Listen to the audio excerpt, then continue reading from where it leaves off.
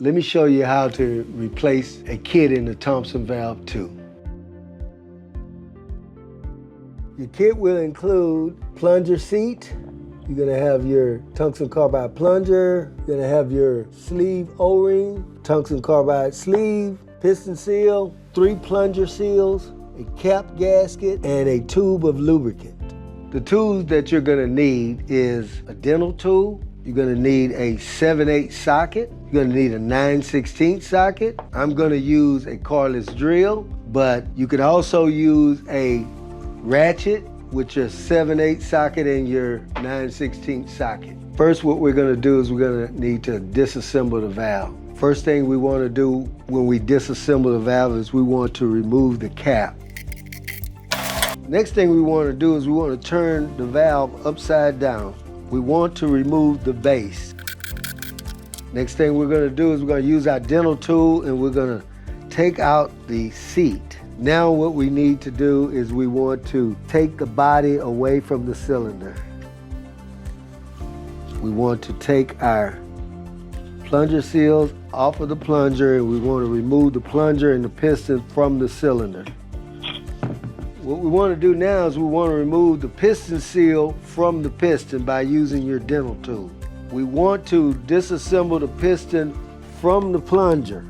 We're going to use the 7/8 socket to do that. The next thing we want to do is we want to remove the sleeve out of the valve body. The next thing we want to do is we want to remove the cap gasket off of the cap. Now that we have disassembled the valve, we'll start the reassembly process. First thing we want to do is we want to install the piston onto the plunger. Place the piston over the plunger, reinstall your 7/8 nut. Now that the plunger and the piston is installed together, what we want to do is we want to install the piston seal. You will notice that there's a flat side and there's a cup side. What you want to do is you want to make sure that the cup side is going down. Once you install your piston seal, what you want to do is you want to turn your cylinder over, and at this point what you would do is you would take the lubricant that's included in your kit and you would lubricate the walls of the cylinder. Once you do that, you want to install your piston and your plunger into the cylinder.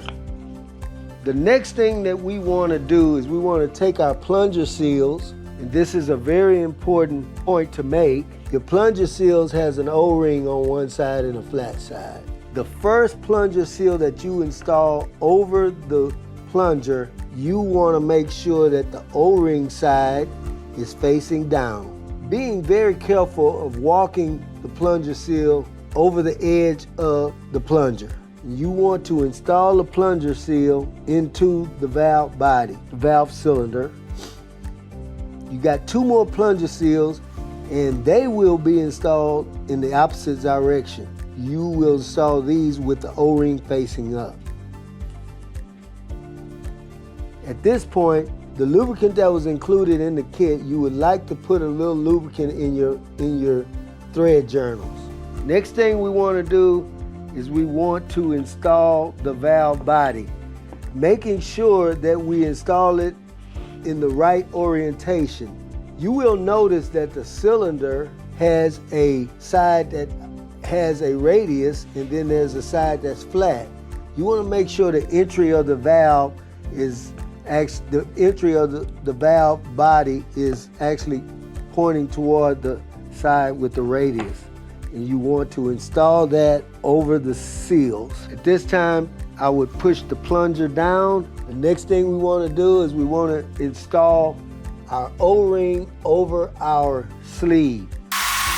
The next thing we want to do is we want to install our sleeve into the valve body. Now, what we need to do is make sure it's orientated in the right direction. As you notice, this is the entry of the valve.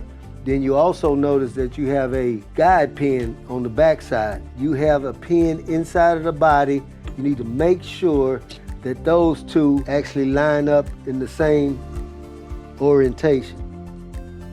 Now we're going to install the tungsten carbide sleeve, making sure that it's installed in the right orientation. This is your entry of the sleeve. 180 degrees, you have a alignment pin, which is also included into the valve body. What you want to do is you want to install your sleeve, making sure that the alignment pin and the entry of the sleeve is actually pointing in opposite directions. The next thing we want to do is we want to install our seat. You will notice that one side of the seat is flat and one side has an angle. We want to make sure that we put the side with the angle down. After we install our seat, the next thing we want to do is we want to reinstall our base. Putting it over the valve body, the next thing I would suggest is to start them by hand. Start all your bolts by hand, making sure that you are threading correctly. Run them down as much as you can by your fingers. Next thing we want to do is we want to torque the base down to the body. What we want to do is we want to tighten it in a cross-section pattern. Now what we want to do is we want to turn the valve right side up. At this time I want to push the piston completely down.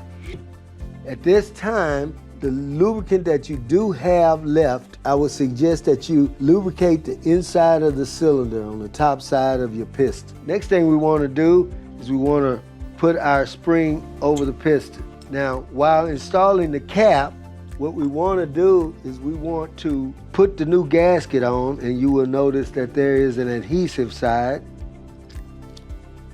Making sure that the adhesive side is facing up so it can actually stick to the cap of the valve.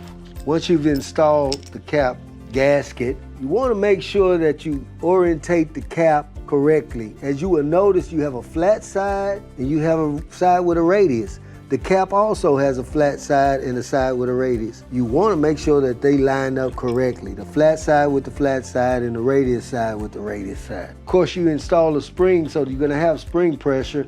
In order to start the bolts, you're going to have to apply pressure to get your bolts started.